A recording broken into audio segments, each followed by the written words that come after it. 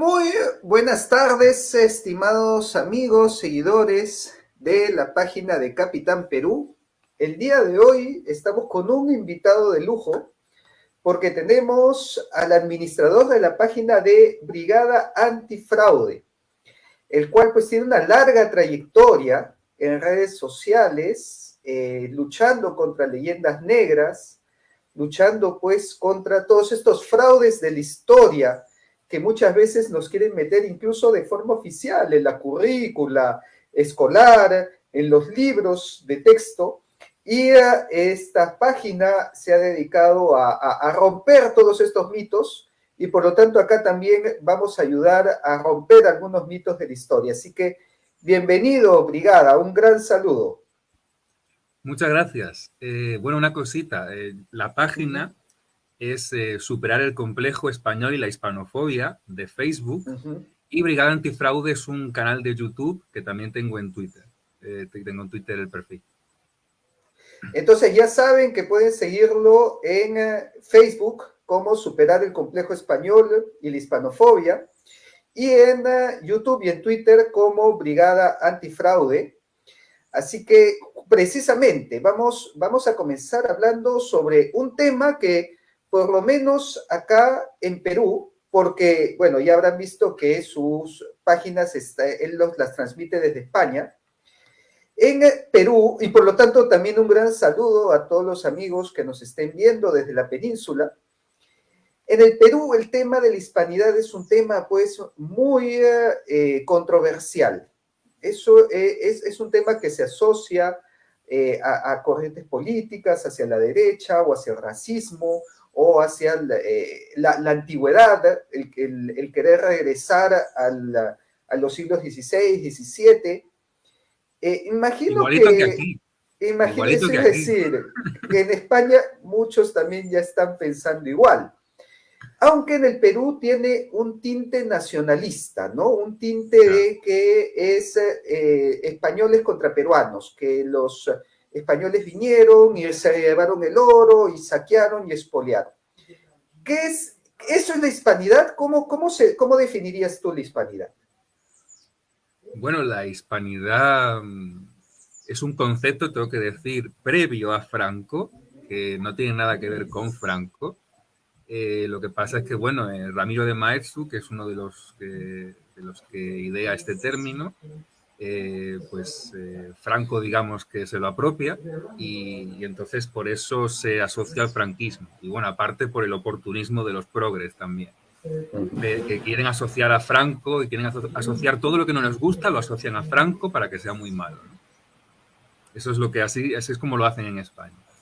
Claro. Y la hispanidad pues no es más que el conjunto, somos los hijos de ese imperio español, incluida la propia España también, porque cuando el imperio español se desintegra, nacimos un montón de países, entre ellos España y Perú, y todos esos países, producto de esa desintegración, es la hispanidad. ¿Por qué? Porque tenemos cultura común, religión, lengua, etcétera, y tenemos también incluso sangre común, porque hay muchísimos millones de mestizos que habitan en los países hispanos. Entonces, eso es lo que yo al menos entiendo por hispanidad. Excelente. Y por lo tanto, obviamente, no está para nada relacionado pues ni con discriminación, ni con racismo, ni con una supremacía de España por encima de los demás, que muchos quieren venderlo de esa manera. ¿Cómo se respondería a esos comentarios? Te digo más, no es que no esté relacionado con eso, es que es lo contrario de todo eso que has dicho. Porque los he visto también, hay algunos neonazis que no sé muy bien qué pintan aquí, que van de hispanistas, pero dice, ¿cómo vas a ser racista y supremacista y ser hispanista al mismo tiempo? Porque la hispanidad es un conjunto de razas, que sobre todo es la blanca, la cobriza y la negra, y las mezclas entre sí, sobre todo. Bueno, también la asiática, en el caso de Filipinas, que también pues allí vienen de la parte de China, los primeros pobladores, o bueno, no los primeros, pero sí de los primeros.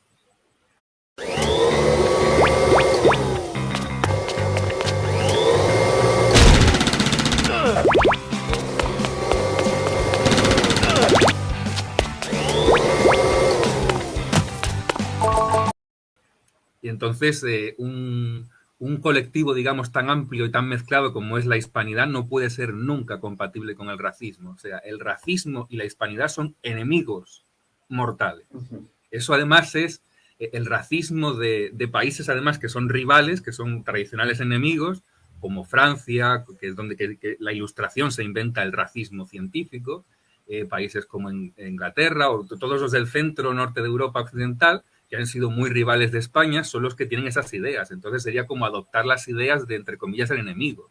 O sea, no tiene ningún sentido relacionar hispanidad con racismo. Y respecto a lo de la derecha y demás, bueno, sí es verdad que los progres, pues hay pocos hispanistas progres, pero sí que hay comunistas que son hispanistas, y el caso de Santiago Armesilla, por ejemplo, es director de La Razón Comunista, una revista comunista, y el tipo es hispanista y de los que más defiende la hispanidad en España, por ejemplo, y es un comunista. Y luego, por supuesto, pues los hay de derechas, que obviamente los hay más, porque el progresismo aquí en España está acusando a la derecha de que se ha apropiado de la bandera española, de que se ha apropiado de los símbolos de España, ya no solo de la hispanidad y del hispanismo, sino del concepto de España y de la bandera de España. Y digo, no, no es que la derecha se haya apropiado, es que vosotros echáis pestes de esa bandera y la derecha no. Entonces la derecha la usa y la izquierda no. No es que la derecha se lo haya apropiado, en todo caso habéis dejado vosotros que la bandera se haya quedado solo en terreno de la derecha. Porque como decía Pablo Iglesias, yo no puedo decir España. Puedo decir que soy un patriota de la democracia, pero no puedo decir que España. Entonces, claro, ellos mismos se han salido de ahí. Por eso se relaciona más con la derecha, porque la izquierda lo rehuye. O casi toda, vamos. Claro. Precisamente, has puesto el caso de Santiago Mesillas, que siempre sale a cotación cuando se habla acerca de un hispanismo de izquierdas, pero yo creo que un caso más representativo sería el del mismo Fidel Castro, que bueno, en sus inicios al menos, ya después asumió algo del indigenismo, pero en sus inicios tiene videos, tiene entrevistas donde defiende la hispanidad. Sí, lo que pasa es que yo he visto algunos. Lo que pasa es que no lo tengo muy claro yo si era hispanista o simplemente, bueno, defendía lo que es su historia y nada más. No lo tengo claro, no sé tanto de Fidel Castro, pero sí que algunas cosas que le he visto decir sí que suenan hispanistas, tengo que decir. Ya, a ver, te comento un poco de cómo viene esta historia. Yo diría que incluso comienza en Uruguay, con con Rodó, que fue un autor que inicia una corriente hispanista en la literatura del siglo XIX con Ariel. Ariel es un texto que es hispanista, pero cargado, no un hispanismo de luchar contra la leyenda negra o de reivindicación de la historia, como lo conocemos ahora, sino un hispanismo anti-imperio anglosajón, en donde criticaba mucho la incidencia de Estados Unidos en los países hispanoamericanos y prácticamente lo pone como un monstruo sin alma. Entonces está cargado de mucho de mucha anglofobia, no sé si se llama la anglofobia o anti-anglosajonismo, ¿no? Y luego Renan escribió otro texto llamado Caliban, que es peor todavía, que es más, que trata de enaltecer la hispanidad, pero como una alternativa frente a esta injerencia de Estados Unidos sobre los países hispanoamericanos, lo cual se exacerba con la guerra de Cuba, ¿no? Cuando Estados Unidos le declara la guerra a España para arrebatarle Cuba, esto pues ya prácticamente se vuelve una cuestión nacional, una cuestión de patriotismo hispanoamericano, ¿no? Todos los hispanos tenemos que defender Cuba frente a esta afrenta que ha hecho Estados Unidos. Y por lo tanto en Cuba hay un movimiento muy fuerte hispanista anti-americano, o sea, anti-Estados Unidos, el cual es encabezado por Juan Antonio Mella, que funde el Instituto Ariel precisamente, tomando esta obra de Rodó. Ale, mira, me aprobaron el préstamo. Un préstamo por 2.500.000. ¿Y eso con qué banco? No, ningún banco, es una aplicación súper buena que encontré en Play Store. Se llama Su Plata. Ay, Carlitos, ¿otra vez con esas aplicaciones? Pero él mismo es el que funda el Partido Comunista de Cuba, donde se cría, donde nace, donde se forma Fidel Castro.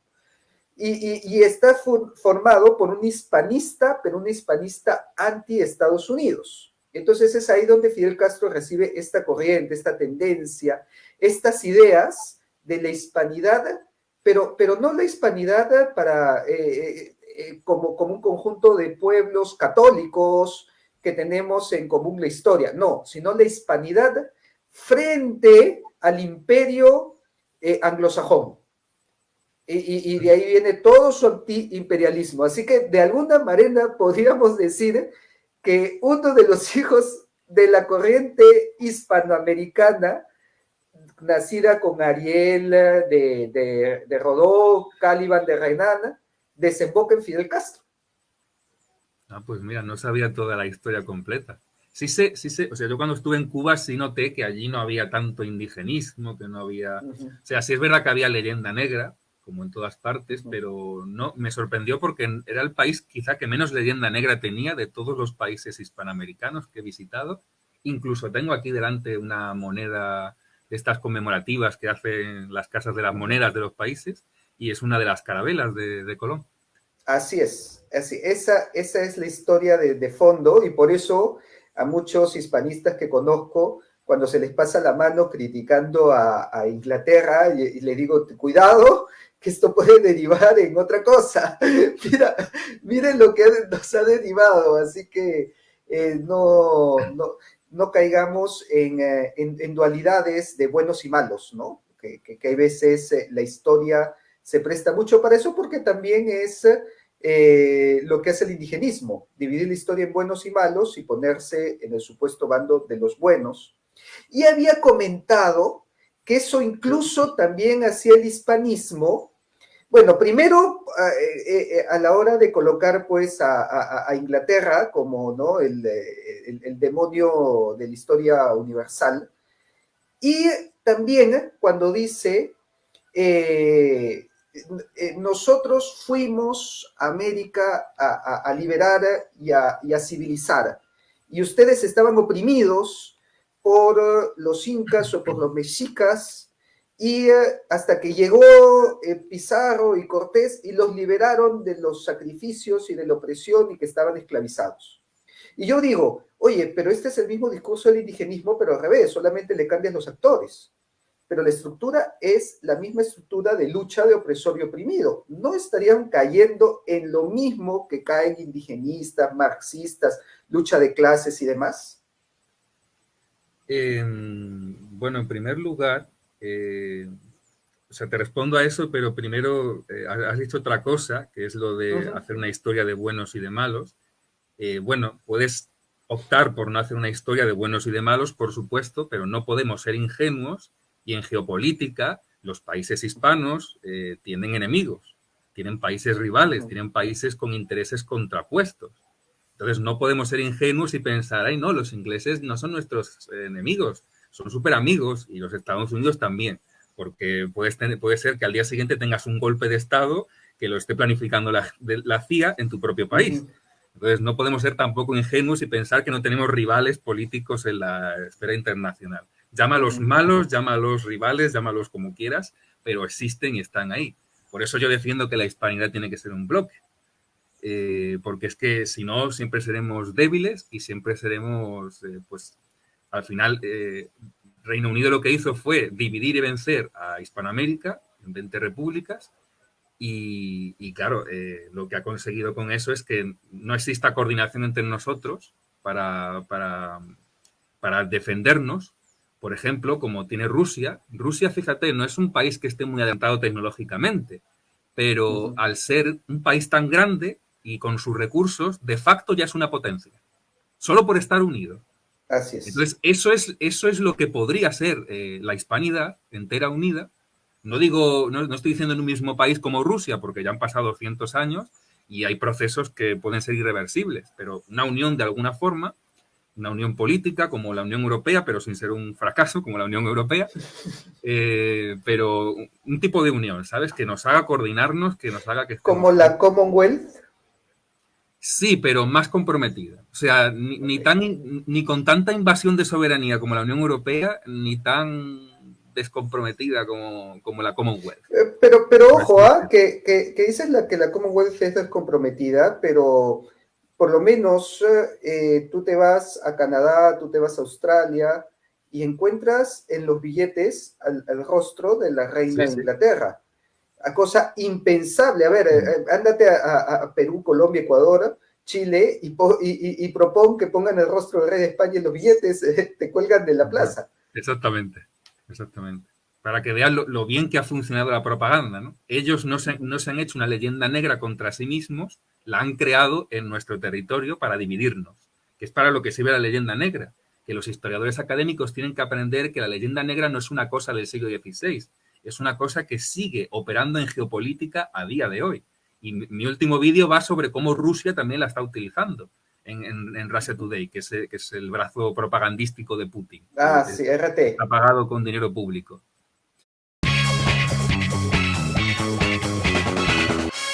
¡Posición de ataque! Y bueno, pues lo que decías de la visión marxista de que los oprimidos y los opresores, pues yo tampoco estoy de acuerdo con esa visión, salvo que sea para hacer rabiar a los indigenistas, entonces sí que lo he dicho alguna vez, ¿no? De que España liberó a los indígenas porque los malvados incas, eso sí que lo he hecho, pero solo para hacer rabiar a los indígenas, ¿no? Pero evidentemente me parece una visión excesivamente triunfalista del otro lado. Sé que hay hispanistas que la apoyan, yo personalmente no la apoyo. Creo que no es marxista tampoco, porque de hecho Simón Bolívar ya utilizaba ese indigenismo. Simón Bolívar en Cajamarca juró por las cenizas de Atahualpa que iba a liberar Perú. Entonces, esa dialéctica de indígenas contra españoles, ¿no? ya se utilizaba de antes del marxismo. Entonces, no es marxista, pero tampoco es correcta, porque, bueno, había indígenas que efectivamente se sentían oprimidos por los incas, había indígenas que se sentían oprimidos por los mexicas, había otros que no, y había otros que no vivían ni con los incas ni con los mexicas, ¿no? Entonces hay muchísima variedad como para meterlos todos en el saco de oprimidos y opresores, ¿no? ¿Algunos se sentiría liberado? Pues sí. ¿Algunos se sentiría que empeoró su vida? Pues puede ser que también. O sea, habría de todo. Yo tampoco tengo encuestas para saber cómo se sentía cada uno, pero no estoy de acuerdo con esa visión. Me parece que es efectivamente no tan simplista como la indigenista, porque eso es difícil de lograr, casi imposible, pero sí que se le va acercando. Entonces no estaría de acuerdo con esa visión. Me parece que la historia es mucho más complicada. Hablamos de millones de personas y no se puede reducir todo a esto fue liberado o esto fue... No, yo creo que Hernán Cortés y Pizarro para mí ni siquiera son héroes. Son gente que fue muy astuta, que era muy hábil, que era muy inteligente, que militarmente eran muy sabios. Se puede decir muchísimas cosas, muchísimos adjetivos buenos de ellos. Pero héroes como tal no, porque un héroe es una persona, pues, yo qué sé, que se va de una misión a salvar vidas de pobres africanos, o sea, eso es un héroe, ¿no? Estos conquistadores, pues, simplemente hicieron proezas, pero no toda proeza te transforma en un héroe. Si lo que hizo Blas de Lezo, por ejemplo, en Cartagena de Indias, pues sí, porque, oye, defendiste la ciudad de un invasor y lo hiciste bien. Pero claro, cuando tú vas a conquistar, pues es muy difícil que tú seas un héroe, porque un conquistador, pues bueno, puede tener muchas cosas buenas y muchas cosas malas, pero cuando tú vas a conquistar no eres un héroe, no eres un salvador, vaya, eres una persona pues que tiene sus intereses, que están alineados con otros intereses, que puedes traer cosas buenas, que puedes traer cosas malas en esa conquista, pero héroe como tal no, yo no lo consideraría un héroe. Una proeza, pero no un héroe como tal. Claro. Concuerdo en que obviamente no es marxismo, pero yo sí diría que ambos tienen una raíz común en Hegel, porque Hegel es quien plantea esa tesis, el esquema de tesis, antítesis y síntesis, ¿no? Esta lucha, esta confrontación de fuerzas que te lleva a una síntesis. Y el esquema hegeliano es el que utiliza Marx en la lucha de clases. Y por último, bueno, sabemos que todo esto viene al final de la Revolución Francesa, de la Ilustración, que sí, San Martín, Bolívar estaban totalmente impregnados con las ideas de la Ilustración francesa, y por eso no vienen de la hispanidad misma. Y la prueba de que no vienen de la hispanidad es que ni siquiera el mismo Carlos V se atrevió a hacer una declaración tan aventurada, porque Carlos V en el Perú toma el título de 15º emperador del Perú, no como primero, reconociendo como reyes del Perú a los 14 incas que lo precedieron. Entonces yo siempre digo, si los consideraba como unos salvajes, como unos bárbaros en taparrabo, entonces ¿cómo los reconoció como reyes anteriores a él, ilegítimos? Te digo más, ¿conoces lo de las estatuas del Palacio Real? Por supuesto que están Atahualpa y Moctezuma. Pero es que están, no solo que estén Atahualpa y Moctezuma, es que están como están los otros reyes. Y antes, esas estatuas eran de una colección donde estaban todos los reyes, que luego la colección se quitó y se puso en el palacio, pero antes estaba creo que en el jardín de al lado, y estaban todos los reyes. Y entre ellos Atahualpa y Moctezuma como dos más. Y luego hicieron una selección de los más importantes y los colocaron en el palacio. Y entre ellos estaban Moctezuma y Atahualpa. Claro, esos son datos que no se conocen acá porque nadie los da a conocer. Tampoco se conoce que la corona de Castilla reconoce a los descendientes incas como nobles, les entrega escudos de armas, les entrega privilegios y los nombra como hermanos y altezas y les da el privilegio de permanecer cubiertos ante su presencia, que en Europa era de las altas casas nobles, que solamente tenían ese privilegio de permanecer cubiertos ante el rey. Era la alta nobleza, era una nobleza al nivel de las más altas casas europeas, la casa inca. Entonces, porque fueron aliados. Cuando yo escucho mucho esto, que ojo, no lo digo solamente de España, yo principalmente lo he dicho irónicamente, de países hispanoamericanos, y lo he dicho abiertamente. Agustín Laje ha dicho esto. Agustín Laje en un video mencionó que las mal civilizaciones prehispánicas, les dijo, porque eran tribus incivilizadas. Dije, pero este tipo está loco, eso no lo decía, ni siquiera Carlos V decía eso. Yo le vi en un directo con Mamela Fiallo. Con Mamela, sí. No recuerdo que dijera eso en ese directo concretamente, pero sí es verdad que se estaban yendo un poco hacia otro lado y decir, bueno, es que esta gente no tenía nada y tampoco es eso. Yo mismo fui a Perú y fui a México, sobre todo para ver las culturas prehispánicas. Porque claro, lo español es interesante, pero ya lo tengo muy visto aquí. Yo iba a ver algo nuevo, ¿no? Y estuve allí en Perú y en México, en mi primer viaje, Perú, México y Cuba. Y me traje de allí un montonazo de cosas. Yo tengo aquí en mi habitación las pirámides de la Maya, la de Teotihuacán, tengo el Machu Picchu, tengo el símbolo ese que tú tienes en el traje de Cuzco, claro, esa cara dorada. Ese también lo tengo aquí, que me encanta. O sea, yo tengo todas esas cosas porque también es parte de la historia de la hispanidad y es que no podemos ahora decir que, no sé, es como si ahora los españoles nos ponemos a despreciar a los celtíberos, a los fenicios, también son parte de nuestra historia. Entonces, me parece que es un error. Yo no sé si es por mala información, no creo que lo estuvieran haciendo de mala fe, pero me parece que es un error porque son culturas también que forman parte de la hispanidad, que se añadieron a la hispanidad y por tanto tienen que ser reconocidas también con sus luces y sus sombras, como la misma cultura española. Eso recuerdo que lo mencioné precisamente en una charla con hispanistas, en donde alguien mencionó y dijo, no se puede entender la historia del mundo sin España. Y yo les dije, no se puede entender la historia de España sin Perú y México, porque han compartido siglos de historia en común y de repente la siguen compartiendo hasta el día de hoy en su cultura, en religión y en idioma. Es que además México, Perú todavía, porque la mayor parte del territorio de lo que hoy es Perú ya estaba unificado en el incanato. Había una parte, creo que es la parte este, que todavía no, si no recuerdo mal, pero el resto sí. Pero México, México es un constructo de España. México no existe sin España.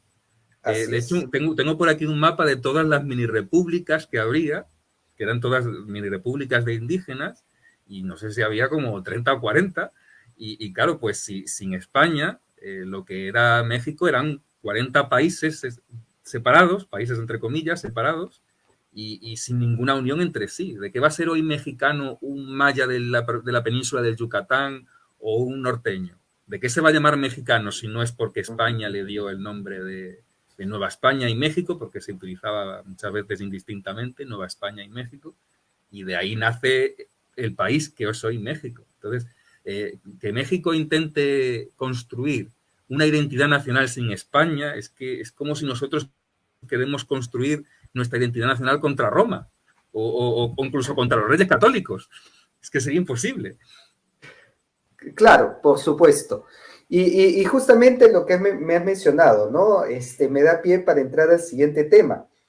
Ya que es, claro, toda la zona del Tahuantinsuyo, ¿no? Que involucra el sur de Colombia, Ecuador principalmente, Perú, el norte de Chile, Bolivia y el norte de Argentina era el Tahuantinsuyo.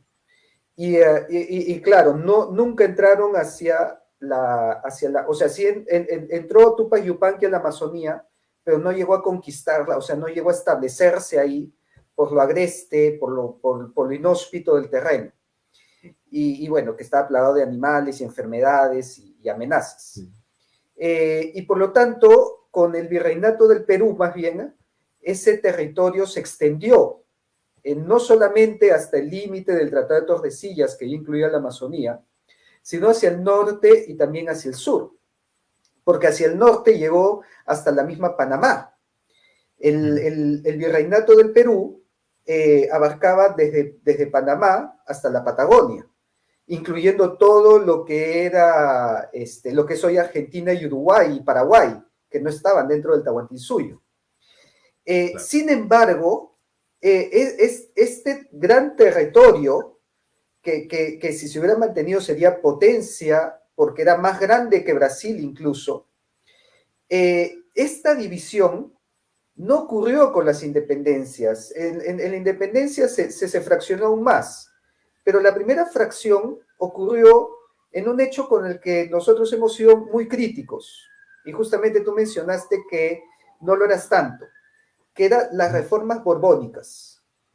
Para el Perú, las reformas borbónicas significó perder el 70% de nuestro territorio, y ya más o menos se quedaron las fronteras que tenemos ahora, porque incluso también Bolivia, o sea, lo que es hoy Bolivia, que en esa época era la audiencia de Charcas, pasa al Río de la Plata, al virreinato del Río de la Plata. Y por lo tanto el Perú pierde todas las minas de Potosí y se crea ahí la frontera que es el día de hoy tenemos con Bolivia. Muchos dicen, sí, Bolívar nos quitó Bolivia, pero se olvidan que ya las reformas borbónicas le habían adjudicado la audiencia de Charcas a Río de la Plata y claro, después con Abascal regresa, pero es lo que da pie a la independencia de Bolivia, diciendo, no, nosotros ya no pertenecemos a Perú desde las reformas borbónicas. Y además que las reformas borbónicas, al crear estas fronteras, se crea también pues un aduanaje, se crean alcabalas, se crean impuestos, y además siendo centralistas, que le quita poder a los curacas, son las que ocasionan las grandes revoluciones de la época, empezando por la de Tupac Amaru. Tupac Amaru se sublevó como consecuencia de las reformas borbónicas. Entonces, para el Perú, las reformas borbónicas fueron nefastas, fueron terribles, partieron nuestro territorio, generaron sublevaciones y de repente por ahí es lo que deriva en la independencia. Por eso es que acá hemos sido muy críticos con las reformas borbónicas. ¿Cómo defenderlas? Bueno, lo primero, lo que tú llamas reformas borbónicas son reformas de Carlos III, nada más. No reformas borbónicas en genérico. No, es que es un error muy habitual porque, claro, yo escucho siempre a la gente echar pestes de las reformas borbónicas. Y claro, no son las reformas borbónicas, son reformas de Carlos III, nada más. Entonces, Carlos III hizo muchísimas reformas. Y algunas fueron muy buenas y otras fueron muy malas. Por ejemplo, con Carlos III se tuvo el primer mercado común entre hispanos. Se abrieron puertos que podían comerciar entre sí, con igualdad con la península y entre puertos americanos. Y de hecho, incluso a México, por ejemplo, que en el siglo XVIII era la parte más rica, se la dejó un poco más apartada porque, claro, para que su desarrollo no se comiera el de los demás. Y entonces entró en este mercado común, pero entró después. Entonces, bueno, pues esa reforma pues era necesaria, porque ya era hora de que el comercio se abriera, por lo menos oficialmente, porque extraoficialmente ya lo había, pero que se abriera ese comercio pues estaba bien porque es entre nosotros, ¿no? Que es lo que deberíamos de tener ahora, un mercado común, como el de la Unión Europea, pero para nosotros. Y si por supuesto haya porque claro, el mercado común de la Unión Europea está diseñado para que Alemania gane y los demás pierdan. Este debe de estar diseñado de forma simétrica para que todos ganemos. Entonces, esa era una reforma necesaria. Otras reformas que no estuvieron bien, yo estoy de acuerdo con que existiera el Virreinato de la Plata, del Río de la Plata, pero no con que Bolivia fuera parte del Virreinato del Río de la Plata, porque es que Bolivia y Perú son primos hermanos, son hermanos directamente, o sea, es que tú cruzas la frontera entre Bolivia y Perú y no te has dado ni cuenta, no. Porque es esa cultura andina que tiene Bolivia la que se continúa con la misma peruana, o sea, no hay mucha diferencia, no creo que sea solo mi visión de que soy de lejos y tiendo un poco a simplificar las cosas de los demás, pero yo no veo mucha diferencia entre Perú y Bolivia, o por lo menos cierta parte de Perú, igual no la costeña, la limeña, pero sí que ciertas partes de Bolivia son muy parecidas a las de Perú. Entonces, Bolivia se tenía que haber quedado con Perú, Ecuador se tenía que haber quedado con Perú, porque también es una continuación un poco yo creo que que Ecuador está más cerca culturalmente que Perú. Y de hecho, a mí me gustaría que en esa unión hispánica ciertos países, como por ejemplo estos tres, se unieran en uno solo, porque verdaderamente tienen mucho en común. Y entonces, difícil, porque nos odian. ¿Cómo? Ah, bueno, sí. Nos odian, claro, muy difícil. Sí, lo sé perfectamente las rencillas que existen entre bolivianos, peruanos y ecuatorianos, que están creadas, por supuesto, pero hubo una confederación Perú-Boliviana después de la independencia, no olvidemos, sí. A favor de la cual Antonio Huachaca luchó a favor de ella. Y entonces sí que el Cono Sur, y por esto defiendo que exista un virreinato del Río de la Plata, porque Buenos Aires era el extrarradio, era una ciudad pobre, casi no tenía, ni siquiera el ejército español estaba allí, vivía del contrabando nada más. Y cuando se creó el Virreinato del Río de la Plata, Buenos Aires despega de una forma descomunal económicamente, una industria del cuero potentísima. Entonces yo creo que le benefició. Ahora, que si quieres quitar las alcabalas o lo que sea, bueno, ya los impuestos que fueron subidos repetidamente por Carlos III y efectivamente trajeron revueltas y no fue una buena decisión, también es verdad que ponerte a matar gente porque te han subido los impuestos quizá no es la mejor idea. Y también lo de Tupac Amaru II es porque no le dieron su marquesado de Oropesa. Entonces el señor Marqués se quedó insatisfecho y claro, pues a mí me parece que causar el desastre que causó en la rebelión de Tupac Amaru II, con todos los muertos, miles y miles de ellos, porque no te han dado un marquesado o porque te han subido los impuestos, pues igual es mejor que pagues los impuestos, te va a salir más barato, por lo menos pagando impuestos no muere nadie. O te puedes manifestar de otras formas distintas, ¿no? Pero claro, creando una guerra civil, pues es más caro la guerra civil que pagar los impuestos, creo yo. Entonces yo creo que fue contraproducente a más no poder. Pero sí que debería de haber, porque además la cultura del Cono Sur es ya muy distinta a la peruana, en aquella época además tan lejos. Yo creo que sí que tenía sentido crear un virreinato del Río de la Plata, por lo menos de Bolivia hacia el sur, lo que es Chile y Argentina, deberían de Uruguay, Paraguay. Yo creo que ahí sí que hay un cambio cultural que es distinto, y aunque también son países distintos entre sí, pero creo que en común tienen más, como lo pueden tener Ecuador, Perú y Bolivia, que tienen rasgos culturales que desde luego no existen para nada en el cono sur.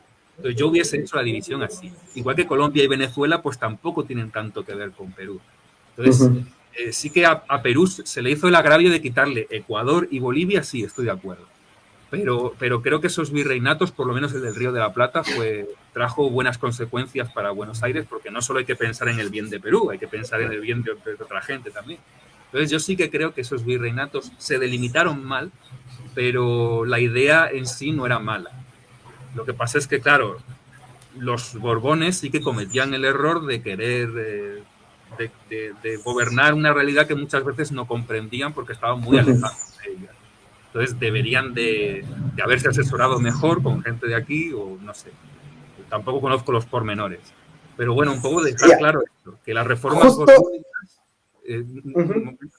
borbónicas, en realidad son reformas de Carlos III, son muy anteriores a las independencias, no tienen nada que ver con las independencias. La independencia fue sobre todo porque había un rey, entre comillas, usurpador, que era el hermano de Napoleón, que no lo quería nadie, y eso fue lo que verdaderamente inició las ganas de querer independizarse. No queremos a ese rey, no queremos a ese rey usurpador. ¿Cómo nos va a mandar un rey invasor? Entonces, eso fue el quiebre verdaderamente, la entrada de Napoleón. Y si hubieran sabido que Fernando VII era un traidor, porque no lo sabían, o sea, los que luchaban a favor al grito de viva el rey Fernando, no sabían que era un traidor, porque si lo llegan a saber, seguramente se independizan antes. Entonces, no tiene nada que ver con las reformas borbónicas que son de Carlos III, y Carlos III es anterior, porque tenemos que tener en cuenta que luego está Carlos IV y Fernando VII, o sea, 2 reyes anterior, y entonces no se le echa la culpa porque, digamos, se pretende buscar una razón que justifique o que motivase a los independentistas, ¿no? Entonces siempre dicen, bueno, las reformas borbónicas fueron un agravio, pero hay que tener en cuenta que la gente que quiere la independencia no tiene por qué quererla por un motivo racional. Y eso lo estamos viendo aquí en España. Los catalanes, región privilegiada donde las haya dentro de España, privilegiada desde Felipe V de Borbón, precisamente. Esas sí que fueron malas reformas borbónicas, los privilegios de Cataluña, y que perjudicaron mucho al resto de la economía española. Y sin embargo, con todos los privilegios que tienen, encima quieren la independencia. O sea, muchas veces el niño más mimado y el niño que lo tiene todo es el que quiere la independencia. Y luego el más maltratado no quiere la independencia.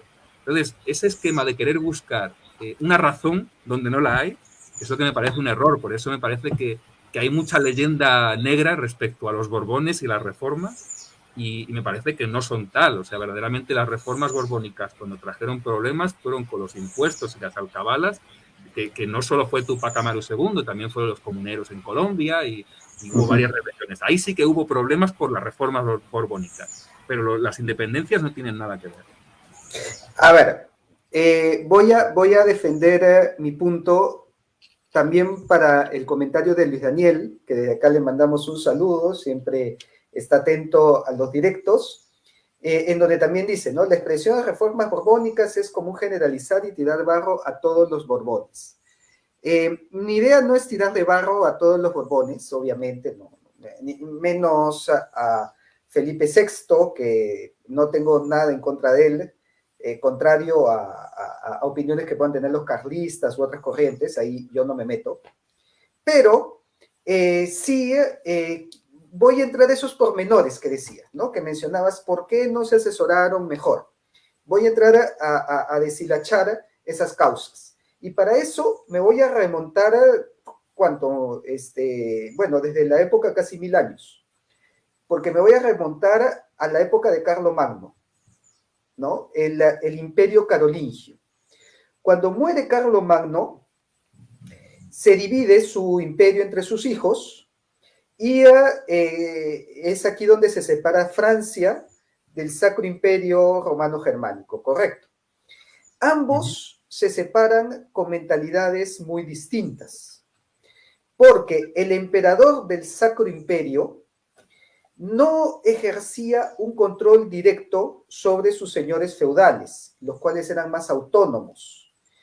Más bien vendría a ser el Sacro Imperio como una confederación de países o de estados católicos, mejor dicho, ¿no? Donde el emperador era una figura más espiritual que ejecutiva, y es por eso que incluso llega a rivalizar con el Papa, porque era la figura del catolicismo en el Sacro Imperio. Mientras que el rey de Francia sí ejercía un control directo, más administrativo, más ejecutivo. Recordemos que a partir del matrimonio de Juana la Loca con Felipe el Hermoso, entra la casa Habsburgo a la corona de España, ¿no? Carlos I de España era Carlos V de Alemania, era Carlos de la casa de Habsburgo, los Austrias. Y, por lo tanto, los Habsburgo mantuvieron esta mentalidad del Sacro Imperio, la de la monarquía descentralizada, y por lo tanto lo extendió a sus virreinatos.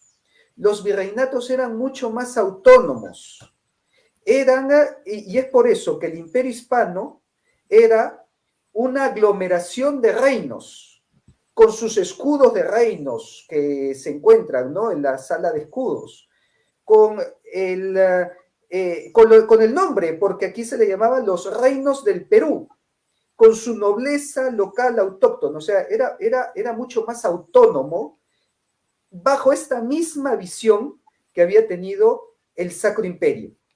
Esta visión derivó en filosofía incluso, porque justamente uno de los grandes olvidados, creo yo, de la hispanidad es un gran teólogo que se llamó Francisco Suárez.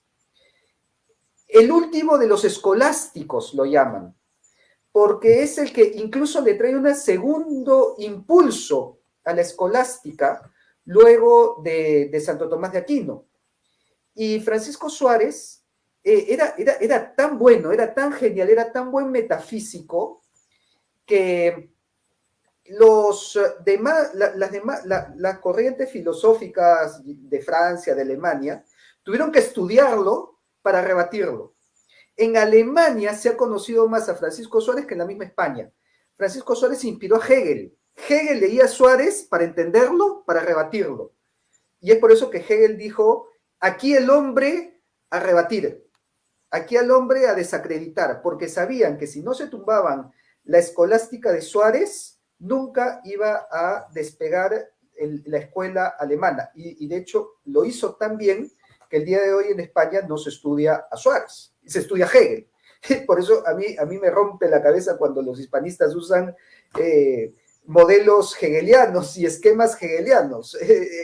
Es como lo que tú decías de defender a los ingleses, ¿no? Un hispanista que defiende a los ingleses es igual que un hispanista que use a Hegel. Hegel destruyó a Suárez, pero lo tenía como un modelo, porque tuvo que aprenderlo para destruirlo. ¿Y qué fue lo que planteó Suárez? Suárez hizo una filosofía del poder en la cual, basado en la igualdad del hombre en dignidad, decía, todos los hombres somos hijos de Dios, y por lo tanto el poder político que viene de Dios va hacia los hombres, va hacia el pueblo, pero el hombre renuncia a ese poder para concentrarlo en un rey. Esa era la filosofía de Suárez, la cual impregnó y también fue impregnada de este pensamiento de los Habsburgo.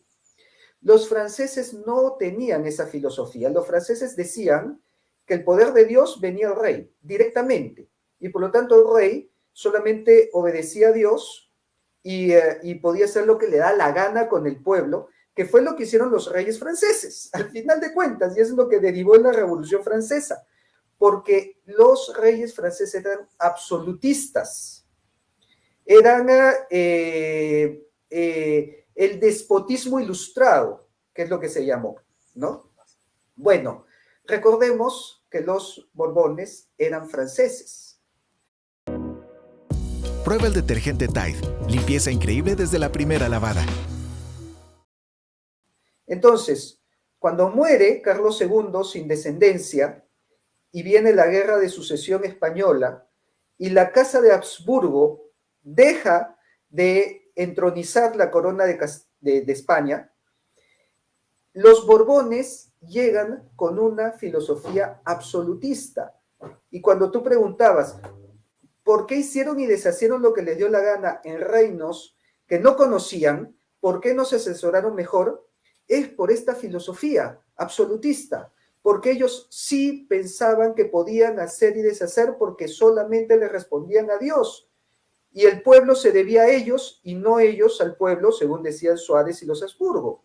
Y es la misma filosofía que tenía Fernando VII, precisamente el absolutista, que tantos enfrentamientos trajo, no solamente en España, porque, bueno, sabemos que deshizo la PEPA, ¿no? La Constitución de Cádiz, la cual reconocía como españoles a los españoles de ambos hemisferios. Eso que el día de hoy los hispanistas de Hispanoamérica tanto enarbolan a la PEPA, bueno, Fernando VII pues la deshizo hasta que le hicieron jurar sobre ella y reconocerla porque no quería.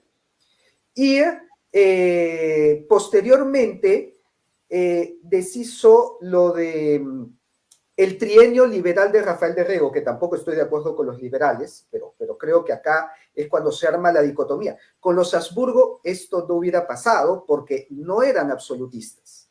Y el deshacer los mandatos de Rafael de Riego es lo que trajo en Perú, bueno, en el Alto Perú, el levantamiento de Olañeta en contra del virrey La Serna. O sea, creó una guerra civil en el ejército realista en plena independencia, en la que Bolívar se banqueteó gracias a esa guerra civil, porque antes de esa guerra, del levantamiento de Olañeta, no pudo ganar ni una sola batalla en el Perú.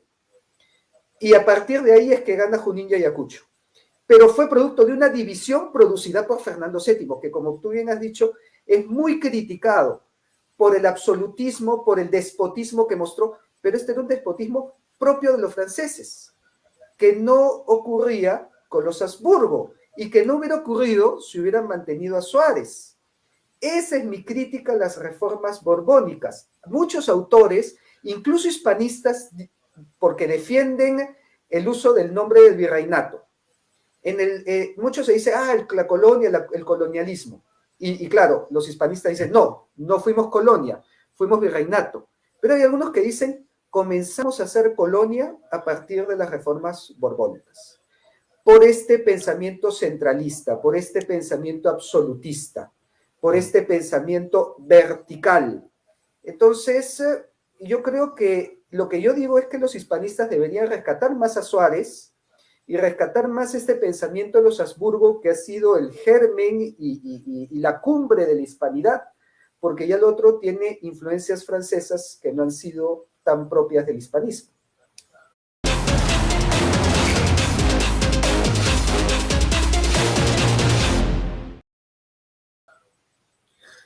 Bueno, vamos por partes. No estoy tan de acuerdo porque también hay que tener en cuenta el contexto histórico. Los Habsburgo no es que fueran de una mentalidad más descentralista por Suárez o únicamente por Suárez, que por cierto no es que lo borrase Hegel, es que todos los logros de España están borrados, porque como la historia oficial la escribieron los franceses, los ingleses a su gusto, pues esa es la historia que todavía hoy seguimos estudiando también en Perú y en México, y en España, por supuesto. Entonces, la ilustración lo impregnaba todo en la Europa de aquella época, en mayor o menor medida. No todas las ideas, pero, por ejemplo, cuando Carlos III prohíbe el quechua, que te quejabas con razón. Ajá, sí, claro. De la rebelión de Túpac Amaru, que se prohibió el quechua, Carlos III prohíbe todas las lenguas que no sean el castellano porque lo que persigue es la uniformidad, que es una idea de la época. Lo estaban haciendo otros países también, otros reinos. No es una cosa que se saca los Borbones de la manga, o sea, es la moda europea de aquel momento. Y entonces, obviamente, Carlos III, que además viene de Nápoles, creo recordar, sí, de Nápoles, pues trae sus ideas europeas a España. Punto. Los Habsburgo estaban más descentralizados porque provenían del sistema de la época de los reyes católicos. Entonces, ¿cómo se juntaban muchas veces los reinos? Pues se casa este rey con esta reina y mantiene uno los fueros y sus leyes y su independencia, porque si no haces eso, entonces la unión, que en aquel momento era muy frágil, se ponía en peligro. Pero para reinos que ya estaban unidos, no hacía falta, digamos, complacer tanto en esa negociación de tú mantienes los fueros, tú mantienes... Entonces, lo que hicieron los Habsburgo fue mantener ese sistema tal cual estaba, sin ningún tipo de centralización. Y yo creo que hacía falta por lo menos un poco de centralización, por lo menos en lo que se refiere a la península, porque es verdad que aspirar a la centralización de territorios de ultramar pues ya es más complicado. Pero yo sí en la península sí que defendía un poco más de centralización, porque es que cada uno iba administrativamente como si fuesen casi dos países distintos, que no lo eran, pero administrativamente muchas veces lo parecía. Entonces, la centralización también es una idea de la Europa del siglo XVIII. Nadie te garantiza que el candidato Habsburgo en la guerra de sucesión no trajese también esas ideas, porque eran las ideas que había, sin más. Entonces, ese Habsburgo no tiene nada que ver con los Habsburgo de España. Es un Habsburgo de Austria, es un Habsburgo germánico, que yo no sé qué ideas tenía, no me he puesto a estudiar su ideario, pero podría haber tenido perfectamente estas ideas ilustradas, igual que Carlos III.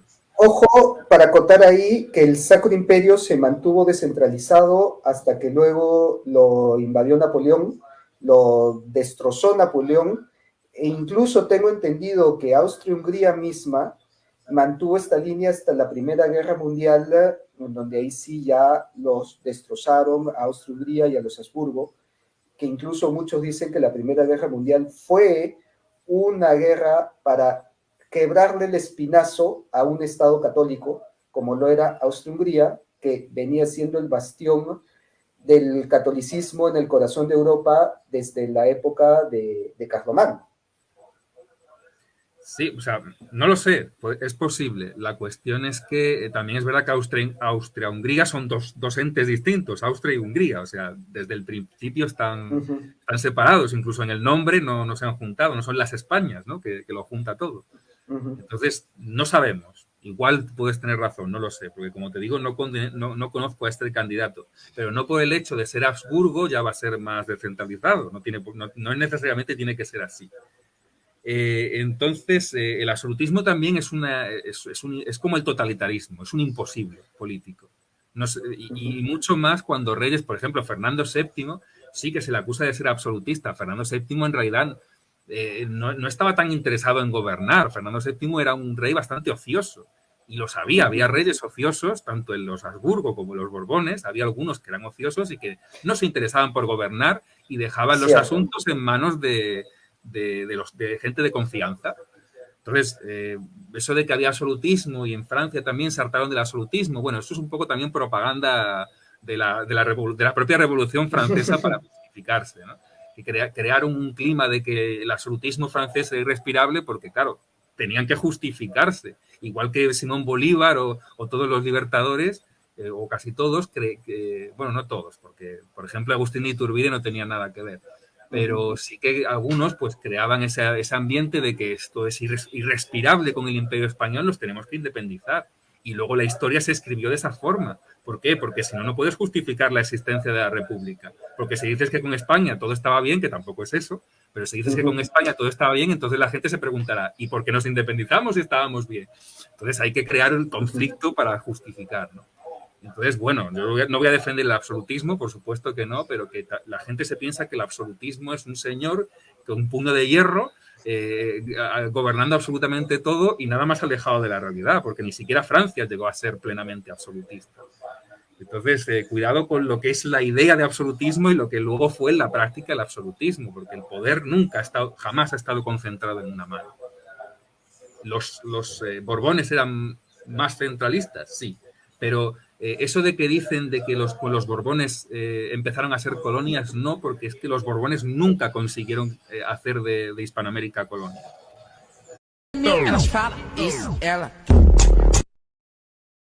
¿Fueron más centralistas? Sí. ¿Pero tanto como para conseguir que Hispanoamérica fuera colonia? No, no lo consiguieron. No sé hasta qué punto se lo propusieron, pero desde luego conseguirlo no lo consiguieron. Entonces eso tiene que quedar claro. Y creo que con esto te he respondido a todo. Sí, no, sí, por supuesto, por supuesto. Bueno, como dices, es parte de la historia que nos falta profundizar, conocer cómo eran los Habsburgo del Sacro Imperio. He leído autores que los consideran el bastión del catolicismo y que por eso han sido atacados desde Napoleón hasta la Primera Guerra Mundial. Y me da mucho que pensar que no los hayan enseñado. El hecho que los hayan ocultado, el hecho que hayan sido atacados pues, por Francia, luego por Italia, por Alemania, ya me da que pensar de decir, oye, acá hay algo que no quieren que sepamos. Puede ser. De esa historia no te puedo decir porque no estoy muy al tanto, entonces no quiero hablar de lo que no sé. Sí, yo creo que yo también estoy buscando más sobre ese tema, pero sí considero, creo que en eso sí estamos de acuerdo, que se debe rescatar mucho más la figura de Francisco Suárez, que fue un brillante filósofo que ha estado olvidado hasta dentro de la misma España. Como todos, es que todavía la mayor parte de los textos de la Escuela de Salamanca no están traducidos del latín. Así es. Yo creo que el día que se traduzca todo lo que hay en la Escuela de Salamanca, nos vamos a dar cuenta de que en Europa no hay un solo filósofo que sea original, que todo han bebido de ahí. Porque Suárez, por ejemplo, fue el primero que planteó que a un rey se le podía matar si era injusto. Claro. O sea que, Juan de Mariana, la primera república francesa se llamaba Marien por Juan de Mariana. Es que fíjate, o sea, con toda la ilustración francesa y sin embargo su principal base era un español. Tenían a Voltaire, tenían a Rousseau, tenían a Montesquieu y sin embargo, pues Juan de Mariana. Por eso te digo que había científicos, o sea, había españoles de la escolástica dándole clases en Italia, que no existía Italia, pero bueno, en Italia, dándole clases a Leonardo da Vinci. O sea, que es que había muchísima importancia dentro de... O sea, la Universidad de Salamanca era de las universidades más importantes de Europa, si no la más importante.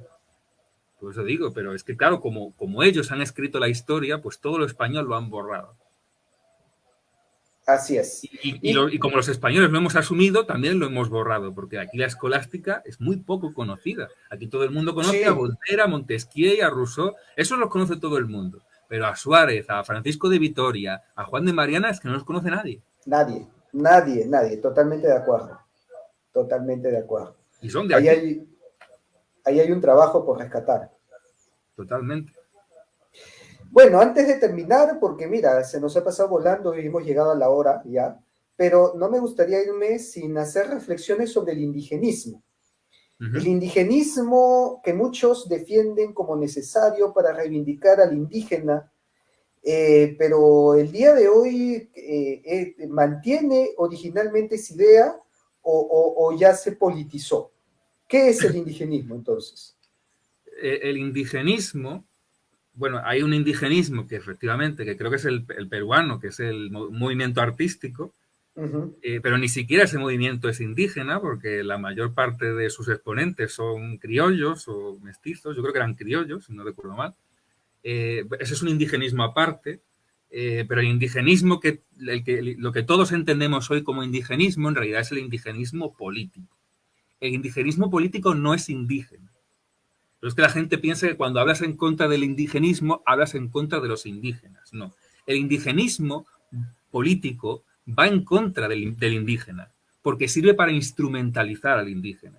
El indigenismo político es una ideología política que sirve para que los indígenas sean protagonistas, sean, entre comillas, tontos útiles, de una división entre hispanos, de querer mismo la balcanización dentro de los mismos países hispanoamericanos. Por ejemplo, el movimiento mapuche, que tiene su sede en Bristol, Inglaterra, que no es casualidad que la sede esté allí, la sede de la nación mapuche, pues está claramente fomentado por intereses extranjeros para dividir y vencernos aún más. Porque además, donde están los mapuches hay unos yacimientos de petróleo que son los de Vaca Muerta, que hay allí petróleo y que ni se sabe cuánto hay. Entonces, claro, ¿cómo van a conseguir ese petróleo? ¿Con una república fuerte como podía haber sido las Provincias Unidas del Río de la Plata? ¿O con una república mapuche débil que está poco desarrollada? Pues obviamente con lo segundo. Entonces, ¿y cómo va a ser más fácil hacerse con los yacimientos de litio de Bolivia?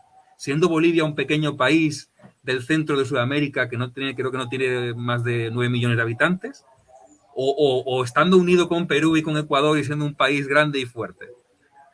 Pues obviamente, o sea, para eso sirve el indigenismo, para que el indígena primero quiera volver a la vida de sus ancestros, que es como si nosotros quisiéramos volver a ir por la calle vestidos de fenicios o de celtíberos, que no digo que no lo hagan, pero entiéndeme que lo que quieren es que el indígena no tire hacia adelante con una industrialización, con una vida así, digamos, más moderna, ¿no? Que compita en un mercado, sino que sea, digamos, el indígena antiguo que trabajaba en el campo. Ese indígena no es una amenaza. El indígena que trabaja en el campo, en el arado tradicional de toda la vida, ese indígena no es una amenaza. El indígena que es una amenaza es el que cree en la hispanidad, el que quiere una unidad, el que quiere un bloque fuerte para competir con los demás, el que quiere una industrialización y, por supuesto, sin renunciar a su cultura, ni a su lengua, ni a nada de nada. Yo no quiero que nadie renuncie a su cultura, todo lo contrario. Pero entiéndeme, lo que quiere el indigenismo es eso. ¿Qué es lo que está haciendo el indigenismo a día de hoy? Derribar estatuas, crear crispación, crear odio, crear división. Vamos, eso para los enemigos es agua bendita. Porque tienes a la misma gente, a los locales, haciéndote el trabajo sucio. O sea, tú quieres crear crispación social, quieres crear división, quieres crear inestabilidad política. Es que esta gente les está haciendo el trabajo. Y encima están haciendo como una especie de revolución cultural, ¿no? Porque yo esto lo llamo revolución cultural. Cuando en la China de Mao se quemaban las estatuas de la China tradicional, se humillaba a la gente, bueno, que no se humilla tanto, pero han cambiado los tiempos también, pero es una revolución cultural de vamos a borrar todo el pasado español. ¿Y para qué? Para que así puedan los ingleses entrar a dejar el suyo, para que puedan ellos ocupar el lugar que tiene España. Si para los ingleses lo ideal sería, como se planteó algunas veces de que en Argentina, de que se hablara francés, lo ideal sería que los hispanos y los indígenas no quisieran hablar español, que solo quisieran hablar inglés, que fueran evangélicos y que fuesen completamente afines a los intereses anglosajones. Y por eso han invertido tanto en la iglesia evangélica, que está muy pujante, sobre todo en Centroamérica, y han invertido tanto en quitarse a España y toda la hispanidad y todo lo que huele a España hay que quitárselo de en medio. Y eso es geopolítica. Y el que no lo quiera ver, que no lo vea, pero está claro que nos están atacando y nos estamos dejando atacar. Y no solo eso, sino que estamos siendo soldados de nuestros enemigos al abrazar ideas como el indigenismo. No existe, dime un solo autor, un solo exponente indígena que sea del indigenismo. Es que no hay ninguno. Si el indigenismo es más europeo que el Big Ben, la Torre Eiffel y el Coliseo, los tres juntos. El indigenismo es lo más europeo que yo he visto en mi vida y llevo 34 años siendo europeo. Es que no tiene nada que ver con lo indígena. Porque además el indigenismo promueve una visión del indígena que ni siquiera es real, ¿no? Porque sí, totalmente. Con dibujitos así muy idílicos, con indígenas que ni siquiera tienen rasgos indígenas, porque parecen europeos cobrizos. Los indígenas que aparecen en los dibujos idealísticos de las páginas indigenistas. O sea, es que ni siquiera respetan la cultura indígena porque esa no es la cultura indígena. O sea, estos que se ponen así con un montón de plumas en México, por ejemplo, es que eso no era así. Así no vestía el común de los indígenas, de los mexicas en México. O sea, simplemente están creando una realidad paralela y le están llamando realidad indígena, pero eso no tiene nada que ver. Por eso, y es normal, porque es que como el indigenismo no está creado por ni un solo indígena, pues no conocen la cultura indígena, está claro. Y mira, precisamente, ahora que has mencionado al inicio la corriente literaria del indigenismo, que es distinta a la corriente política, ¿no? Ya tiene otros tintes y otros matices. Y la prueba de esto es que uno de los pilares, uno de los bastiones de la corriente literaria del indigenismo fue precisamente Arguedas, el cual nace en Andahuaylas, o sea, es un netamente andino, pero claro, también con influencia hispana por su apellido, y bueno, sería más un mestizo antes que un netamente, bueno, creo que ahora ya todos somos mestizos, no existe alguien netamente incaico, bueno, por así decirlo, pero él sí fue un baluarte de la literatura indigenista, de rescatar a los Andes, incluso hizo muchas traducciones del quechua, incluyendo los manuscritos de Guarochirí. Él cambia su visión del indigenismo cuando va a España. Y mira, ahora que me has hecho recordar esto, creo que lo voy a anotar para hacer un video sobre este episodio, y que se me ha venido a la mente, porque es interesantísimo, como cuando Arguedas viaja a España y fuera de la capital o de las grandes urbes, entra a los pueblos del interior de España, se sorprende al ver reflejado a Andahuaylas, a Huánuco, a Huancavelica, o sea, a las ciudades del Ande, a las ciudades andinas, las encuentra en España. Y se sorprende y dice, oye, pero acá somos uno, yo me siento como en casa, esto es como si estuviera en los Andes. Y cambia esa visión del indigenismo que él tenía, pues de malditos españoles que vinieron a decir, no, somos inseparables, somos ellos. Mira, me has hecho acordar, voy a investigar más sobre este episodio, buscar exactamente lo que dijo para hacerle un video, porque yo creo que el verdadero indigenismo te lleva a eso, ¿no? Te lleva a encontrar a España dentro de los Andes. Y la prueba de esto es que precisamente para rescatar ese pasado indígena que ha sido olvidado, yo difundo mucho cuáles fueron estos personajes incas que vivieron durante el virreinato, ¿no? Y a ver, mira, aquí estoy compartiendo precisamente una foto donde podemos ver a uno de ellos que se llamó Alonso Chihuantopa Inca, ¿no? A ver si ahí lo estamos viendo en pantalla, ¿no? Sí, esa es mi favorita. Me encanta. ¿No? Que, así es, porque está con la mascaipacha en la cabeza, ¿no? Tiene un escudo en la mano izquierda que es netamente europeo, los escudos de armas, y una cruz en la mano derecha, ¿no? Y el sol de los incas. Y el sol de los incas. Y bueno, el uncu de los incas, que es esa camisón sin mangas, ¿no? Que es propio también de los incas. Entonces, tú ves ahí un sincretismo, pero este sujeto era descendiente de la panaca de Yoque Yupanqui, era descendiente inca, tenía el título de inca, y era un noble que vivió con todos los privilegios que tendría un noble en Europa. Hispano, hablaba español, católico, ferviente católico. Y les muestro esta imagen y les digo, mira, este era también un indígena y también era un descendiente de incas. Y su historia ha sido olvidada y hay que rescatarla y difundirla como la de la historia de los Andes. Hasta ahí les llegó el indigenismo. Claro, se acabó el indigenismo. Es que se dio cuenta de que el indigenismo es esa estafa, de que el indigenismo no es la defensa de la cultura indígena, o sea, defender la cultura indígena, defender la historia, la parte de la historia prehispánica, no es el indigenismo. El indigenismo instrumentaliza a los indígenas, falseando su historia, tanto la hispánica como la prehispánica, las dos. Entonces, no tiene nada que ver. Por eso yo siempre comienzo diciendo, el indigenismo no es indígena. Y bueno, si te interesa el tema, aquí en Trujillo, donde yo vivo, en Extremadura, tierra de conquistadores, Trujillo, donde nace Francisco Pizarro, está el Palacio de la Conquista, y allí está la esfinge, la única esfinge que se conserva de Francisca Pizarro Yupanqui. Claro, claro, por supuesto. Y está allí, por si la quieres buscar, la verdad es que se conserva bastante bien, y allí es donde tenían los palacios varios conquistadores. Y efectivamente, sí, es una cosa que yo también me doy cuenta. Hay muchos pueblos de Hispanoamérica, yo los diferencio, pero hay muchos pueblos de Hispanoamérica que efectivamente podrían pasar por pueblos españoles. De hecho, hoy en Facebook mismamente un señor ha compartido en un grupo de, no sé si en el de Hispanos contra la Leyenda Negra, una foto y dijo, adivinad qué es, si es México, si es Perú, si es España, y hasta yo he tenido mis dudas. Y efectivamente era una ciudad andaluza, pero podría haber sido México perfectamente, o incluso Perú. Y por eso digo que de hecho, Trujillo se parece un poco también a Cuzco. O sea, yo cuando llegué a Cuzco digo, esto me recuerda un poco a Trujillo.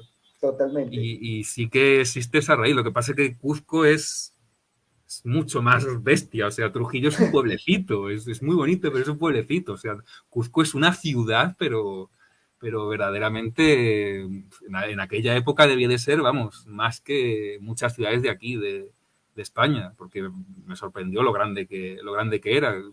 Claro, yo acostumbrado a los pueblecitos de Extremadura que tienen pocos miles de habitantes, ¿no? De repente llego allí y veo esa grandeza y digo, es que aquí lo tenían mejor que allí en España.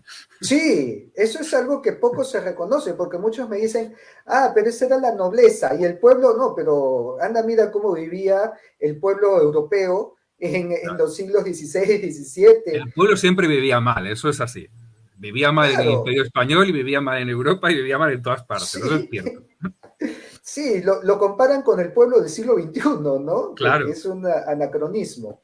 Mira esta otra foto, se encuentra en la Iglesia del Triunfo de Cusco, porque justamente rememora una aparición de la Virgen María durante el asedio de Cusco, algo también muy olvidado, que sería, lo voy a anotar también para hablar de eso.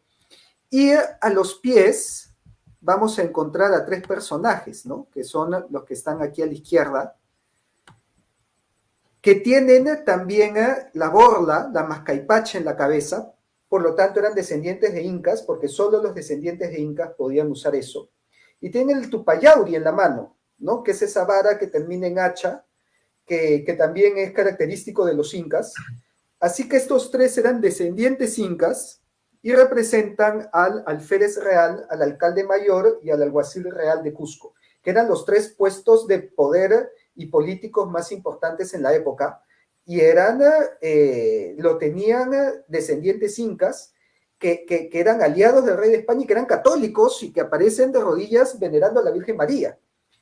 Y cuando yo les muestro esto, me dicen, esos fueron unos traidores, vendepatria, regalados, arrastrados, vendidos, toda una serie de insultos, de diatribas, de infamias, que yo digo, oye, espera, acá yo me siento el indigenista, porque yo estoy defendiendo, y tú le dices todos los insultos, tú no defendías a los indígenas, estos también lo son, no, pero esos son indígenas traidores, son felipillos, ¿no? Son felipillos, sí, traidores a tu corriente política, ¿no? Traidores pues a tu hegelianismo, a tu marxismo, a tu lucha de clases, no sé, porque traidores a los incas no eran, porque ellos tenían el título de inca, así que traidores a los incas no lo eran. No, es que aparte el imperio inca ya estaba bastante herido de muerte para cuando llega Pizarro, o sea, no es decir que llega Pizarro y el imperio inca se desintegra, o sea, verdaderamente Atahualpa era de lo peor, o sea, yo creo que ha sido el peor inca, ¿no? de toda la historia, no me los conozco todos, pero me parece difícil superar a Atahualpa, ¿no? Entonces, ¿qué quería? ¿Y seguir con el, entre comillas, totalitarismo de Atahualpa que se dedicaba a hacer barbaridades allá donde iba? Pues es que no me parece tampoco, porque si dijésemos, mira, el imperio inca estaba en su apogeo y estaba haciéndolo todo muy bien y todo el mundo estaba contentísimo. Bueno, yo creo que si los españoles hubieran encontrado con un imperio inca así, no habrían sido capaces de conquistarlo porque no habría detractores. Lo dicen las mismas crónicas. Las crónicas dicen, si nosotros hubiéramos llegado en la época de Huayna Cápac, a estos no los conquistábamos nunca. Y precisamente encontré un pasaje, ¿no? En una crónica, en donde dice que cuando, mencionando lo que hablas acerca de Atahualpa, que cuando Francisco Pizarro entra a Cusco, lo recibieron con holgura. Lo recibieron con holgura, era la forma de decir, lo recibieron con una alegría en donde hicieron fiesta. Holgarse era hacer una fiesta. O sea, a Pizarro lo recibieron en Cusco con fiesta, porque lo veían como aquel que había cumplido la venganza divina en contra de Atahualpa, que Atahualpa había destruido a las panacas de Huáscar en Cusco, y peor todavía, porque muchos dicen sí, que Atahualpa fue un genocida, porque también a los pobres cañaris les hizo genocidio total. Atahualpa era un genocida, fue muy sangriento, pero no se menciona algo que para los incas era peor que todo eso. Los generales de Atahualpa quemaron la momia de Tupac Yupanqui. Eso era sacrilegio para los incas, porque Totalmente. los incas, cuando conservaban una momia, lo hacían pensando que la existencia de la momia también le daba la existencia a su alma, a su espíritu que vivía en el Hanapach. Destruir la momia era como borrarlo de la existencia, es como quitarte tu alma. Es como que ya no existas nunca más. Y hacerle eso a un inca como Tupac Yupanqui, que fue el más grande conquistador de los Andes, fue una afrenta terrible, terrible, que el día de hoy no la mencionamos por nuestra mentalidad modernista. Pero para ellos fue un sacrilegio. Entonces, que cuando Pizarro le dio muerte a Atahualpa, literalmente hicieron fiesta. Eso es algo que no se habla tampoco. Pues mira, eso va a ser gasolina también para los que dicen que los conquistadores eran libertadores, porque así es como se recibe a los libertadores. Claro, sí, pero libertadores de Atahualpa, porque no libertadores de los incas, porque los que lo recibieron con holgura fueron los mismos incas. Claro. ¿No? O sea... Sí, bueno, efectivamente, o sea, libertadores de una tiranía, o sea, puede ser la de Atahualpa, puede ser... Todavía no había tiranía porque Atahualpa no se había coronado. Bueno, pero en la práctica sí tenía ademanes bastante tiranos, es que no se había coronado. A ver, otra vez voy a utilizar los términos del hispanismo que para mí son los mejores.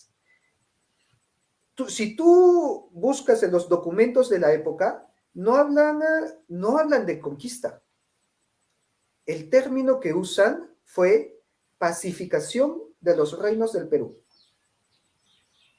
Así que ni liberación, ni conquista, fue una pacificación. Suena bastante... Suena bastante bien. Tampoco suena bastante alejado. Claro, pero es que es el término correcto. Estaban en una guerra y cuando llegó Pizarro, acabó con la guerra. Sí. Es una pacificación. Es la pacificación de los reinos del Perú. Creo que ahí no hay discusión, porque era el término oficial. Lo que pasa es que ahora, pues, tú dices en Perú, sí, que Pizarro vino a pacificar, o sea, te cuelgan de las patas en la torre de la catedral. Sí, pero hay que tomar en cuenta que estaban en una guerra y que Atahualpa, mira, incluso muchos no lo reconocen como inca, porque para la época, claro, él se presentaba como inca y por eso Pizarro lo considera inca y por eso llega a España como el último inca, pero para la época, para ser inca, en ese sentido se parecía mucho a los reyes europeos. Tienen que ceñirse la borla en el Cusco. Y Atahualpa nunca llegó a ceñirse la borla en el Cusco. Entonces es como en Europa digan, un rey que no llega a coronarse, que lo matan, gana la guerra, pero antes de llegar a la coronación muere. No es rey, no se le reconoce como rey. Ajá. Buen punto. Eso es lo que pasó con Atahualpa. Yo sí que yo estuve un mes en Cuzco. Me gustó muchísimo, pero sí que vi que allí había muchísimo indigenismo. De hecho, creo que es la ciudad más indigenista que he visto. Total. Y luego también los museos son tremendos. Hay uno dedicado a Pachacútec. Pachacútec se pronuncia. Pachacútec. A ver, Es que hay algunos que lo pronuncian de una forma y otros de otra, y no quiero decirlo mal. Claro, lo pronuncian a lo azteca, ¿no? Pero es fácil, porque en quechua no existen palabras que tengan el acento en la última sílaba. Ah, Entonces, pues mira, eso me lo pone muy fácil. Eso es lo más fácil del mundo. Pachacútec Entonces, para todo. Pachacútec, ok. Pues mira, así lo decía yo y me lo corrigieron. Bueno, pues... un mexicano seguro, porque los mexicanos son pues los no, que fue un hablan español fue un español el que me lo corrigió. Ya. Ellos son los que acentúan la Chapultepec, ¿no? Son los que acentúan Sí. la última sílaba.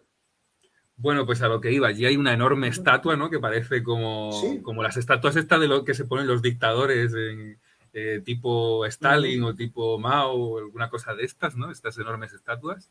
Pues allí había una estatua enorme de Pachacútec que estaba sobre una columna gigante, y la columna gigante es el museo y va subiendo. No sé, ¿has estado allí alguna vez? Sí, claro, por supuesto. Bueno, por no hablarte de lo que ya sabes. Y bueno, si has estado leyendo todo el relato que te pone ahí, estos incas maravillosos, ¿no? Que fueron... Y el peor, el que sí he visto que es el peor, es el Museo Provincial del Cusco, como si hubiesen recopilado letras de trovadores en favor de las hazañas de Don Túpac Amaru II, y España, vamos, como los auténticos demonios, ¿no? Ese sí que yo me entrevisté con la directora de ese museo, le enseñé las leyes nuevas y no supo reconocerlas. Le digo, mira, ¿sabe usted qué es esto? Y me dice, unos grabados. Digo, sí, ya, es evidente que son unos grabados, pero es que usted es la directora de un museo, debería de conocer ciertas cosas, ¿no?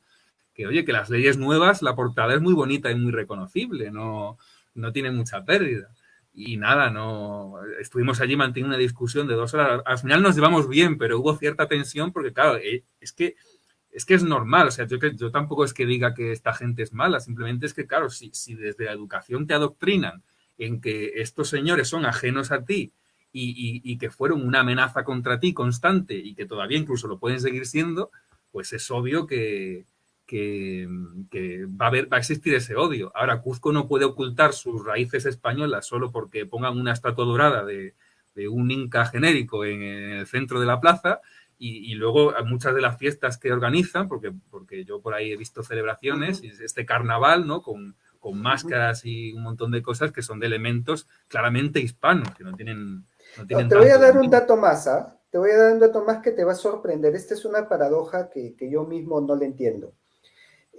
Si bien yo sí creo que el Inca Pachacútec no solamente se merece una estatua, sino se merece muchísimas estatuas, se las ha ganado a todo el pulso, para mí es el Inca más grande, incluso más grande que Tupac Yupanqui, pero Pachacútec nunca conoció a un solo español ni sabía de su existencia, así que relacionarlo con los españoles sí lo veo totalmente de más.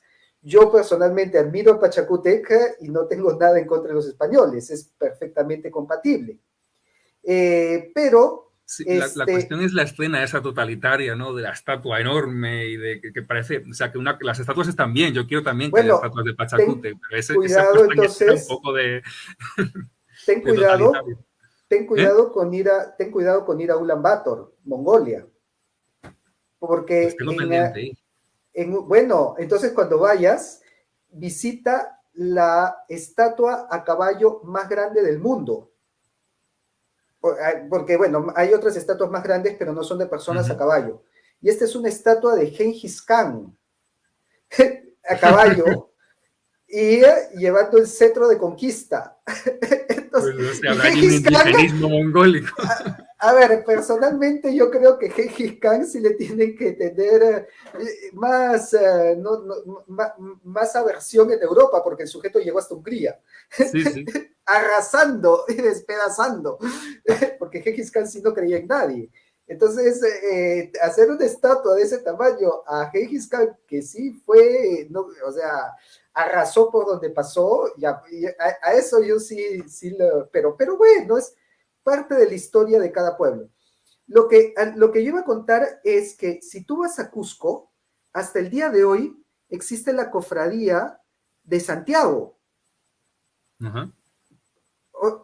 Y la fiesta de Santiago, en donde la cofradía saca en procesión a la imagen de Santiago. ¿Tú conoces algo más español Claro. que sacar a Santiago? Es el más español que hay. Es el grito de guerra, ¿no? Santiago y Sierra, España.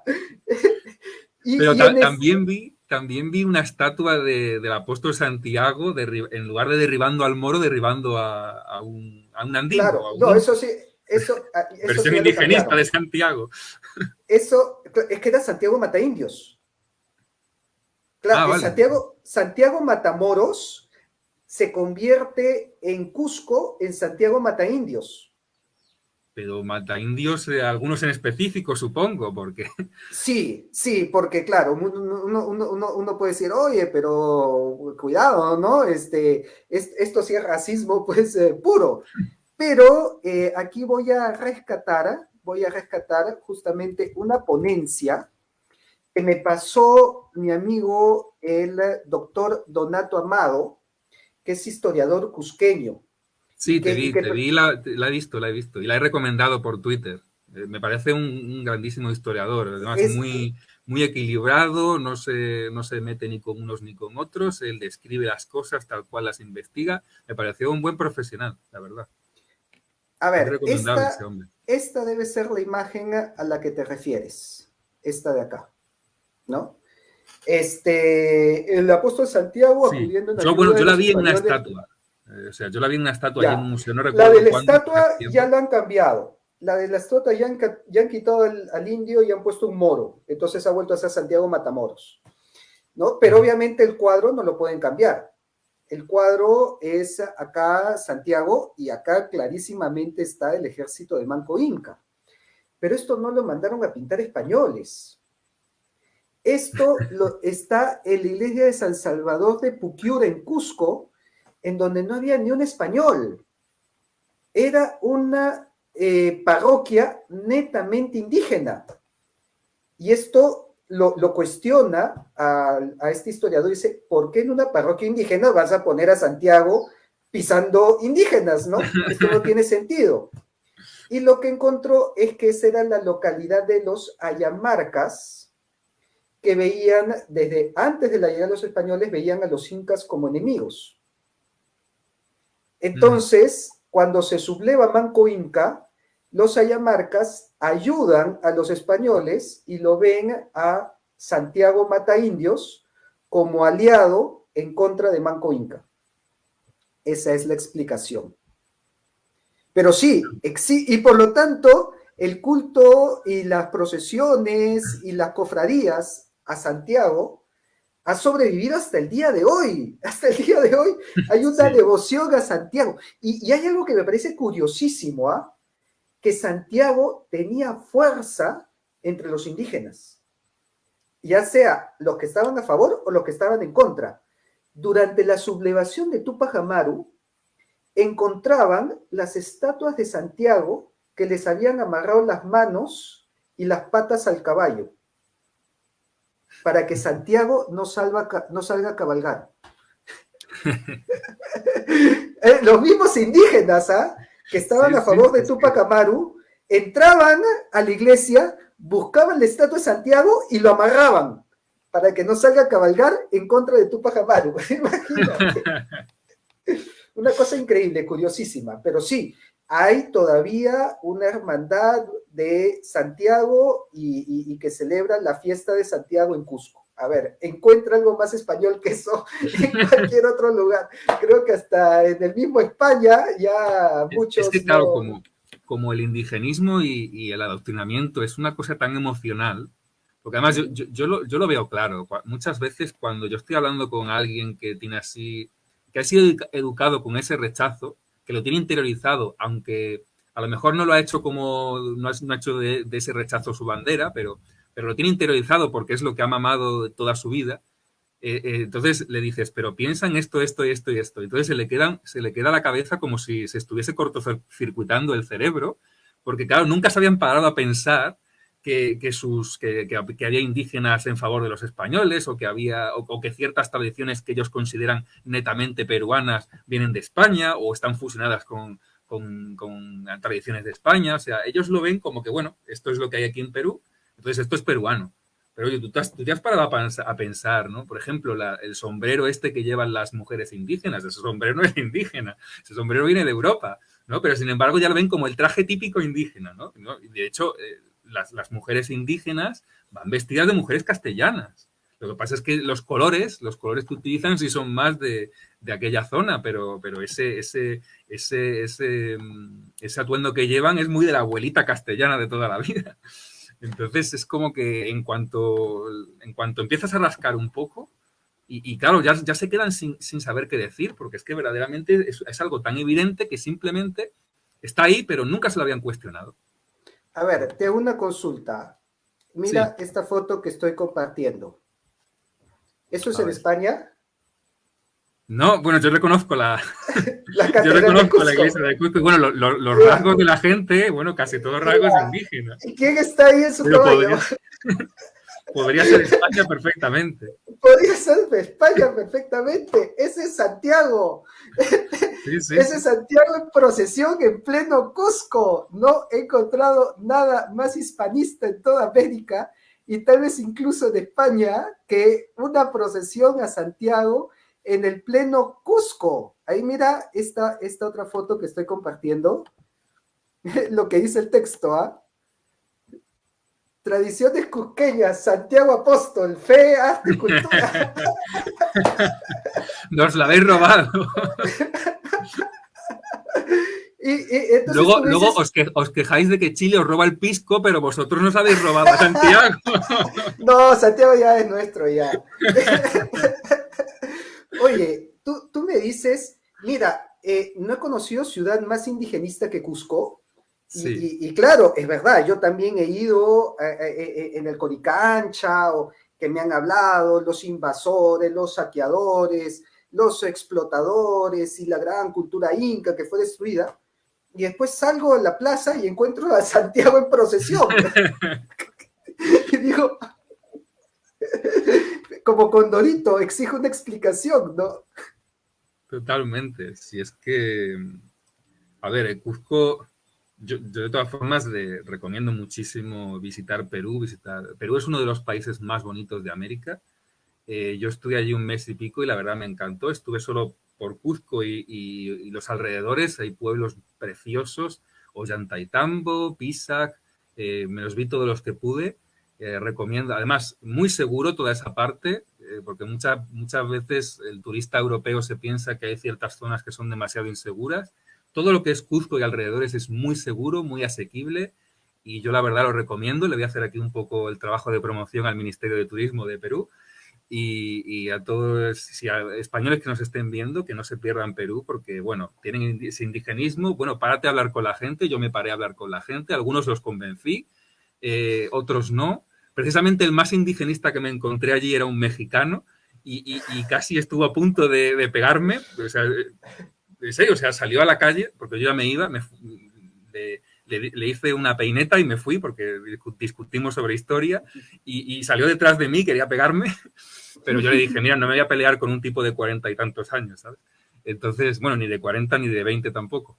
Pero vamos, que salvo por algún loco, que siempre lo hay, y en este caso ni siquiera era peruano, es una experiencia muy grata visitar Cuzco y bueno, hay otras partes también que yo no visité, pero que son muy Arequipa, son también muy seguras y muy... Lima también es muy interesante, hay que tener más cuidado, es la capital, está más poblada, pero yo estuve allí también 2 días estupendamente y la verdad es que recomiendo a todo el mundo que visite Perú porque es un país muy bonito, muy variado y con muchas cosas que ver. Y yo recomiendo que visiten el canal de Brigada Antifraude, que está en YouTube y en Twitter y en Facebook como Superar el Complejo Español y la Hispanofobia, también con información muy interesante justamente para romper las leyendas negras de la historia. Mira, ha sido entretenidísimo, hemos conversado de todos los temas, ha sido muy variado. Creo que no es fácil encontrar a alguien con quien tener una conversación tan alturada y con tanta profundidad histórica, sacando datos que la gran mayoría de personas no conocen. Así que felicitaciones por el trabajo que estás haciendo e invito a todos a que visiten tus canales en tus distintas redes y agradecerte por habernos visitado también en esta humilde página. Pues muchas gracias a ti también y además eres en YouTube, de lo que he visto, es el que mejor está documentado sobre Perú y de hecho te he visto también documentado que he recopilado fragmentos de un directo que hiciste y lo he colgado directamente en mi canal porque es que digo, ¿para qué voy a hacer yo un vídeo si ya está aquí todo perfectamente resumido? Así que nada, y no lo he hecho, no lo he hecho mucho, o sea, creo que él es el único con el que he hecho esto, pero estás tan bien puesto en este tema que la verdad celebro mucho que estés en YouTube, que hables sobre todo lo que sabes de la nobleza indígena y que te escuche cuanto más gente porque esto es historia muy desconocida y verdaderamente muy impresionante. Yo es de lo que más me ha impresionado de la historia del Imperio Español, la nobleza indígena y las leyes de protección de indígenas, los indígenas estudiando en las universidades, son como de las primeras gramáticas de lenguas indígenas hechas antes que la gramática alemana o la gramática inglesa. Esas son las cosas que a mí más me impresionaron y que me enamoraron de la historia de España. Buenísimo, ¿ah? Buenísimo. Así que bueno, muchas gracias por invitarme. Y gracias a ti, yo también estoy segurísimo que de acá va a salir un trabajo en conjunto y estás invitado a venir a mi canal en el momento que más lo consideres apropiado, pues para hablar de tantos temas que hay que hablar, que hay que aclarar, que hay que rebatir en lo que nos dicen en los colegios. Así que cuando nos unimos, como dice la hispanidad, somos más fuertes también. Exactamente. Cuando hagas algún debate, lo que sea, me tienes a tu disposición. Muchísimas gracias por invitarme. Gracias a ti y gracias a todos los que nos han estado viendo en esta transmisión y nos estarán viendo también cuando la subamos a redes. Obviamente también te invito a que puedas subir el video en redes. Todo mi material está a tu disposición. Si consideras compartirlo o si consideras subirlo como video, pues bienvenido sea. Aquí estamos para ayudarnos entre todos. Vale. Gracias a todos y ya nos estaremos viendo en la siguiente entrevista. Hasta luego.